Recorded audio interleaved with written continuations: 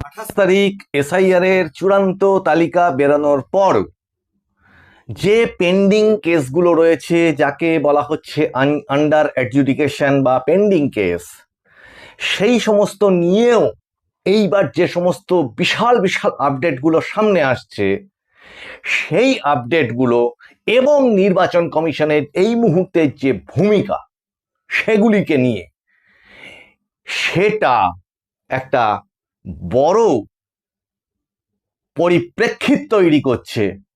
সেটা কিসে? রাজনৈতিক বা ভোটের পাটিগণিতে। কি কি সেগুলোর বিস্তারিত ব্যাখ্যা এই এপিসোডে আপনাদের সামনে তুলে ধরছি। নমস্কার, মানুষের ভাষায় আপনাদের সকলকে স্বাগত। আমি প্রবীর রায়চৌধুরী আপনাদের সাথে। প্রথম কথা হচ্ছে, আমরা সকলেই জানি যে এসআইআর এর চূড়ান্ত তালিকা যেটাকে বলা হচ্ছে, যেটার প্রথম ধাপ সেটা বেরিয়ে গেছে। প্রায় 63-64 লক্ষ মানুষের নাম তার থেকে বাদ পড়েছে। এবং যেই পেন্ডিং কেসের কথা যেটা বলা হচ্ছিল বা এখন এই মুহূর্তে রয়েছে আন্ডার অ্যাডজুডিকেশন বা বিবেচনাধীন, সেটার পরিমাণও আমরা সবাই জানি, সেটা 60 লক্ষের কাছাকাছি।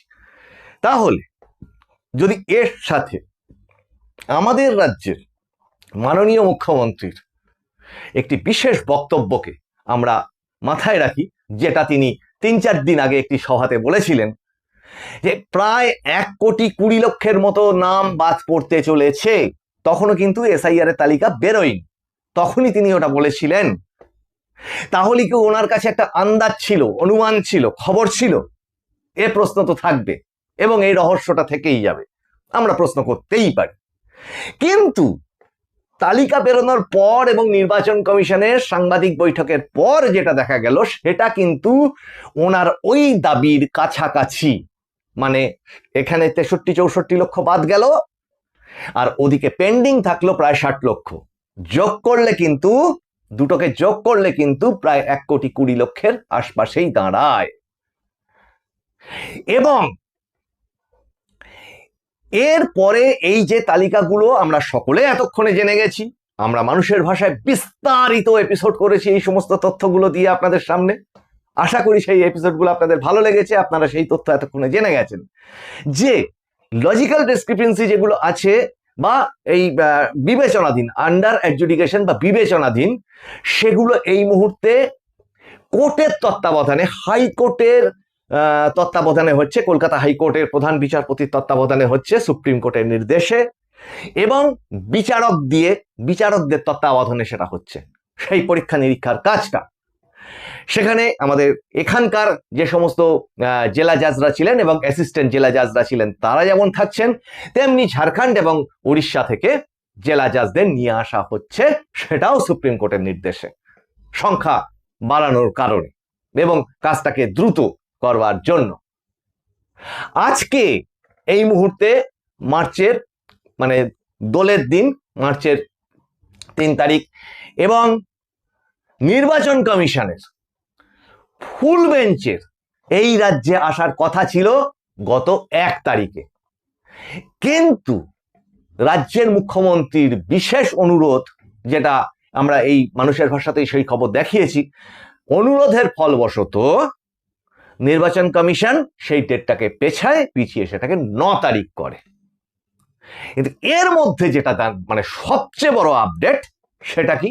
সেটা হচ্ছে এই যারা পেন্ডিং রয়েছে, যে লিস্টটা বা আন্ডার অ্যাডজুডিকেশন রয়েছে, সেই লিস্টে বহু কেস এরকম দেখা গেছে বা যাচ্ছে নাকি, যেটা ইলেকশন কমিশন সূত্রের খবর, যে বহু ক্ষেত্রে এইআরও এবং ইআরওরা সেই সমস্ত তথ্য ঠিকমতো আপলোড করেননি, এবং এ বাদেও এইআরও এবং ইআরওদের বিভিন্ন ধরনের গাফিলতির কথা ইলেকশন কমিশন জানতে পারছে এবং সেই নিয়ে তারা রীতিমতো উঠে পড়ে লেগেছে এবং রিপোর্ট তলব করছে।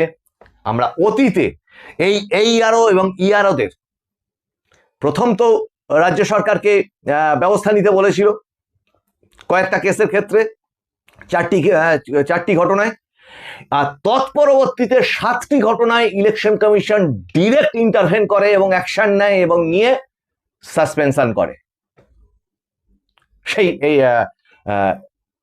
এই আরোপের। এটা আমরা দেখেছি শাস্তিমূলক ব্যবস্থাটা। তা একটা সরকারি চাকরিতে এই ধরনের যদি কোনো রকম একটা ঘটনা ঘটে কারোর জীবনে, সেটা যে কি চরম আঘাত সেটা যার হয় তারা জানে, আর যারা সরকারি চাকরি করেন তারাই তার মূল্যটা বোঝেন সেটা কি ভয়ঙ্কর একটা আঘাত তার পুরো ক্যারিয়ার। তাহলে এটা যদি ধরেই নেওয়া হয়, যে সমস্ত বিরোধী দলগুলো অভিযোগ করছিল যে শাসক দলের প্রভাবপুষ্ট হয়ে বা মদতপুষ্ট হয়ে, যেটাই হোক না কেন, তাতে করে এই আরও এবং ইয়ারোরা বিভিন্ন ধরনের কাজের অসঙ্গতি ঘটাচ্ছে এবং ঘটাচ্ছিল, যে সেটা ওই সাসপেনশন গুলোই তার প্রমাণ। যে অ্যাকচুয়ালি যা ওই বলে না, যা রটে তা কিছু বটে, তার মানে কিছু তো হয়েছে, তা ওই সাসপেনশন গুলোই তার প্রমাণ। এটা আজকে আমাদের বলতে কোনো বাধা নেই। তাহলে সেই তালিকা কি আরো প্রচুর দীর্ঘ হতে চলেছে এবার? এটা একটা বিরাট বড় প্রশ্ন, যেটা তখনই মানে ওয়াকিবহাল মহল অনুমান করেছিলেন, রাজনৈতিক বিশেষজ্ঞ থেকে রাজনৈতিক নেতারা অনুমান করেছিলেন ইয়েস, এই তালিকা আরো অনেক বড় হতে পারে। এবং আমরা এটাও দেখেছিলাম যে 14 তারিখ যখন ফ্রিজ হয়ে যায় আপলোডিং প্রসেসটা, তখনও প্রায় 1,14,000 জনের মতো, কি আমি যদি ভুল বলি 1,40,000 জনের মতো তালিকা বা নাম আপলোডই করা হয়নি তাদের নথি, এটাও জানা গেছিল। তাহলে এই সামগ্রিক যে অবস্থাটা এই মুহূর্তে তৈরি হয়ে আছে, যদি এই যে অভিযোগটা করা হচ্ছে, আমাদের কাছে এই মুহূর্তে সূত্রের খবর যেটা, সেটা কি ডব্লিউবিসিএস যে অফিসার্স ইউনিয়ন বা তাদের কর্মী ইউনিয়ন যেটা আছে, তাদের তরফ থেকে মানে এই বিষয়টার প্রতিবাদ জানানো হয়েছে যে এই আরো এবং ইয়ারোদের ওপর এই ধরনের অভিযোগ আনা ঠিক হচ্ছে না। আবার এটাও সূত্রের খবর, বহু এই আরো এবং ইয়ারো এই অভিযোগ করেছে, তাদের নাকি আবার ঊর্ধ্বতন কর্তৃপক্ষ থেকে প্রচুর রকমের প্রেসার ছিল। তাহলে এই সামগ্রিক পরিস্থিতির মধ্যে দাঁড়িয়ে আগামীতে কি হতে চলেছে? এরা কি শাস্তি পাবে? আর যদি এরা শাস্তি না পায়, তাহলে আগের জনেরা তাহলে শাস্তি পেল কেন? এই প্রশ্ন উঠে যাবে। কিন্তু এই করতে করতে যেটা হচ্ছে, আগামী 9 তারিখ এসে যাচ্ছে। 9 তারিখে ইলেকশন কমিশনের ফুল বেঞ্চ এই রাজ্যে এসে কি কি ডিসিশন নেয় সেগুলো তো দেখাই যাবে। প্রচুর ধরনের সুরক্ষামূলক ব্যবস্থা আমরা এই মানুষের ভাষার তরফ থেকে একাধিকবার প্রত্যেকটি এপিসোডে বলেছি, নাটক নয় নিরাপত্তা চাই, নাটক নয় নিরাপত্তা চাই। সেন্ট্রাল ফোর্সকে ঠিক মতো কাজ করাতে হবে এবং বুথ পর্যন্ত মানুষকে যেতে দিতে হবে। সে যে দলের সমর্থক, যে দলকে ইচ্ছা হবেন সেই দলকে ভোট দেবেন, কিন্তু বুথ পর্যন্ত মানুষকে শান্তিপূর্ণভাবে যেতে দিতে হবে, বাড়ি ফেরত আসতে দিতে হবে, তাকে নিরাপত্তা দিতেই হবে। এই প্রশ্ন আমরা বারবার করে তুলেছি। একজন মানুষের যেন কোনো জীবনহানি না ঘটে, কোনো আহত হওয়ার কোনো রকম ঘটনা না ঘটে, কোন রকমের অস্ত্র বোমার ঝঞ্ঝনানি আমরা দেখতে চাই না স্বাধীন গণতান্ত্রিক দেশে। তার জন্য তার আগে অসংখ্য ধরনের রাষ্ট্র ব্যবস্থা আছে, ইন্টেলিজেন্স আছে, আইবি থেকে শুরু করে রাজ্যের নিজস্ব প্রশাসন আছে, কেন্দ্রের প্রশাসন আছে, নির্বাচন কমিশনের প্রচুর ধরনের কিন্তু মেশিনারিজ আছে।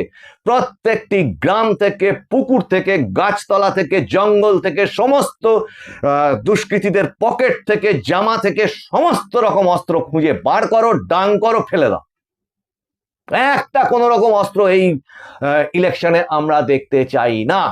পুরোপুরি নিরস্ত্রীকৃত একটি ইলেকশন আমরা দেখতে চাই, শান্তির ইলেকশন দেখতে চাই, যাতে সাধারণ মানুষ বুক দাপিয়ে নিজের এই বিচারের রায়, কোর্ট একরকম বিচার করে আর মানুষ বিচার করে রায় দেবে এই একদিন, সেই রায়টা আমরা দেখতে চাই, চাই এবং চাই। আশা করি এটা খুব অন্যায় দাবি না। এটা নিশ্চয়ই কোনো নির্দিষ্ট রাজনৈতিক দলের হয়ে বলা কথা না, সমস্ত মানুষের জন্য এই দাবি মানুষের ভাষা করছে। আপনারা একমত হলে একটু শেয়ার করবেন কথাগুলোকে। আর এবার আসছে আসল প্রশ্ন। এপিসোডের সব থেকে বড় প্রশ্ন এই এপিসোডটার, যেটা মানুষের ভাষা আমরা তুলছি, আচ্ছা তাহলে কি আনঅফিশিয়াল, অবশ্যই এটা আমাদের অনুমান মাত্র, কখনো এটাকে আমরা মানে আক্ষরিক অর্থে ধরতে বলছি না, কিন্তু অনুমান তো থাকে। একটা অঙ্ক কষতে গেলেও তো আমাদের ভাবতে হয় যে এই জায়গাটাতে a প্লাস বি হোল স্কোয়ারের ফর্মুলা বসবে নাকি a cube plus B cube এর ফর্মুলা বসবে। কোনো একটি পরীক্ষায় উত্তর লিখতে গেলেও তো আমাদের ভাবতে হয় যে এর ভূমিকাটা কিরকম লিখবো। আচ্ছা, এই ভূমিকার মাঝখানটা যদি এরকম লিখি তাহলে উপসংহার আমি কি লিখবো। অনুমানের ভিত্তিতে এই সবটা চলে। আর শরদিন্দু বন্দ্যোপাধ্যায় বলেছিলেন, সাহিত্যিক, তার অসংখ্য গল্পে এটা বলেছিলেন, তদন্তমূলক ব্যোমকেশ বক্সীর বিভিন্ন গল্পে এগুলো আছে। সেটা হচ্ছে প্রত্যক্ষ প্রমাণের চাইতে অনুমান যদি সঠিক হয় তাহলে তা অনেক বেশি যুক্তিগ্রাহ্য প্রমাণ। সে আলোচনা অন্য এপিসোডে করা যাবে, আপনারা শরদিন্দু বন্দ্যোপাধ্যায়ের বই যদি পড়েন তাতেও জানতে পারবেন। কিন্তু এখানে প্রশ্ন হচ্ছে, তাহলে এই কাল্পনিক অনুমান, আপনারাও ভাবুন, তাহলে কি 63-64 প্লাস 60 লক্ষ এই অংশটা বাদ দিয়েই ভোটটা হবে মোটামুটি? কেন বলছি, একটু ছোট্ট ব্যাখ্যায়। অনুমানটারও তো একটা কারণ থাকে। সেই কারণটা কি? সেই কারণটা হচ্ছে এই যে ধাপে ধাপে এই যে তালিকাগুলো বেরোবে, আর এই 9 তারিখ ইলেকশন কমিশন আসবে এবং তারপরে যেটা সূত্রের খবর ভোট ডিক্লিয়ার হয়ে যাবে। তাহলে ভোট ডিক্লিয়ার হলে মোটামুটি আমরা জানি যে এই মোটামুটি 30-34 দিন এরকম একটা টাইম ফ্রেম থাকে মনোনয়নপত্র জমা টমা দেওয়ার, উইথড্রল ইত্যাদি মিলিয়ে। তাহলে ওইটুকু সময়ের মধ্যে কি, আচ্ছা সেও যদি ছেড়ে দেন আপনি, এটা মার্চ মাসের 3 তারিখ, 30 দিন কি 34 দিন কি 35 দিন 40 দিন যদি ভোটটা ডিক্লিয়ার হওয়ার পর থেকে থাকে, তাহলে মোটামুটি এপ্রিলের ফার্স্ট উইক সেকেন্ড উইক হয়ে যাচ্ছে সেটা। তাহলে তাই যদি হয়, আর এইটুকু সময়েও যদি আমরা ধরি কাল থেকে, মানে 4 তারিখ থেকে এপ্রিলের 4 তারিখ, এতেই তো 1 মাস। আচ্ছা, এই 1 মাসের মধ্যে এই গোটা 294টা কেন্দ্রের সমস্ত তালিকা কি বেরোবে? ধরে নিলাম বেরোবে, তাও বেরোবে। তাহলে এখানে দ্বিতীয় প্রশ্ন, এই তালিকা বের করা যাবে কবে পর্যন্ত?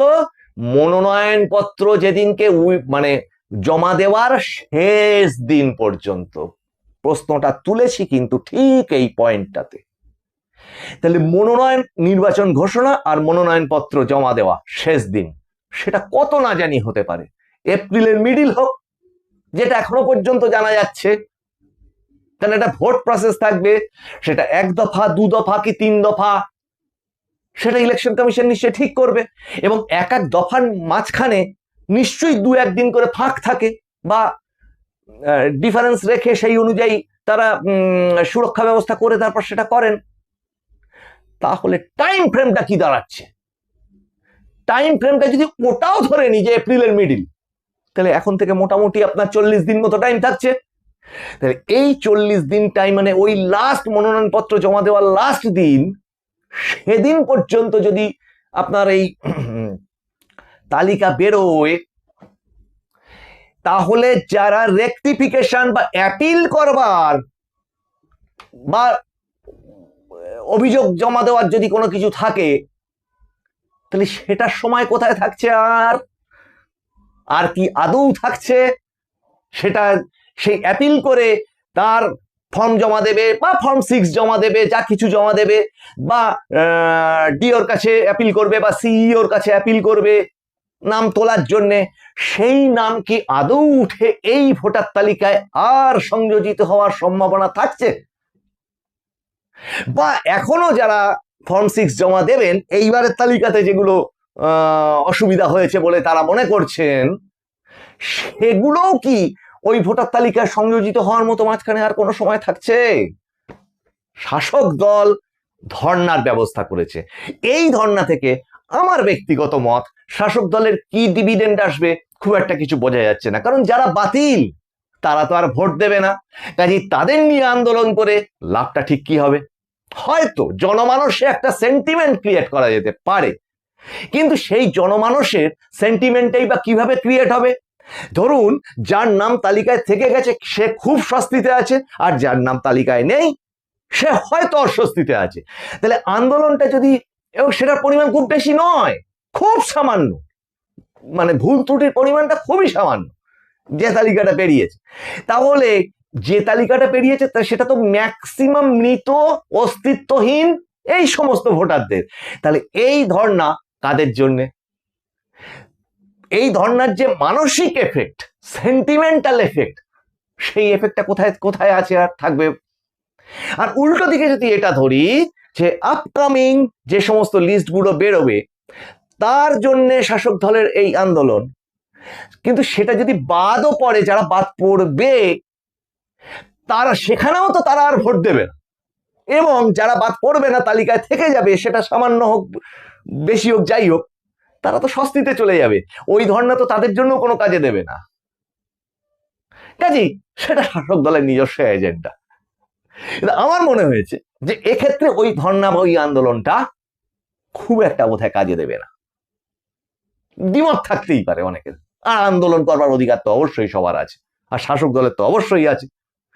কিন্তু এর পাশাপাশি আর একটা প্রশ্ন, এবং সেটা শেষ প্রশ্ন, যে গতিতে যে মনোভাব নিয়ে নির্বাচন কমিশন এই পুরো বিষয়টাকে কন্ট্রোল করছে, তাতে করে যদি এরপরে আরো কিছু বাধা আসে, আরো কোর্ট কাছারির মধ্যে ব্যাপারটা চলে যায়, তাহলে এই মাত্র মাঝখানে যে সময়টা পড়ে আছে সেই সময় তো তাহলে ভোট ঘোষণা হতে পারবে না, এবং তা যদি না পারে তাহলে রাজ্য অটোমেটিক রাষ্ট্রপতি শাসনের দিকে চলে যাবে।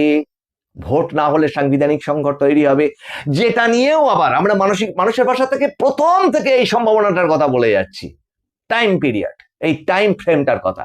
আর যদি তাই হয়, যেটা শাসক দল উল্টে আবার অভিযোগ করে বসে আছে, অসহযোগিতার জন্য রাষ্ট্রপতি শাসন হয়ে যেতে পারে, ইত্যাদি ইত্যাদি, এই সমস্ত বিষয়টা এখন কিন্তু ভবিষ্যতের গর্বে রয়েছে, কিন্তু এই অনুমানগুলো কিন্তু আপনাদের সামনে তুলে ধরলাম। এই অনুমানগুলি কতটা সঠিক হয় সেটা আগামী দিনে বিভিন্ন সরকারি পদক্ষেপ, প্রশাসনিক পদক্ষেপগুলো আমাদের সামনে জানা যাবে। মানুষের ভাষার এই এপিসোডে আমি প্রবীর রায়চৌধুরী এতক্ষণ আপনাদের সঙ্গে কথা বললাম, ছিলাম, আমাদের মতগুলি জানালাম আপনাদেরকে। আপনারা আপনাদের মতগুলি কমেন্টে জানাবেন, ভালো লাগলে সাবস্ক্রাইব করবেন, লাইক করবেন, শেয়ার করবেন, আর আমাদের নজর রাখবেন অনলাইন সংবাদ মাধ্যম www.মানুষেরভাষা.com, গুগলে এবং টেলিহান্ট অ্যাপে। মানুষের ভাষা, আপনারা নজর রাখুন মানুষের ভাষার পর্দায়। মানুষের ভাষা, মানুষ সবার মনের কথা বলে।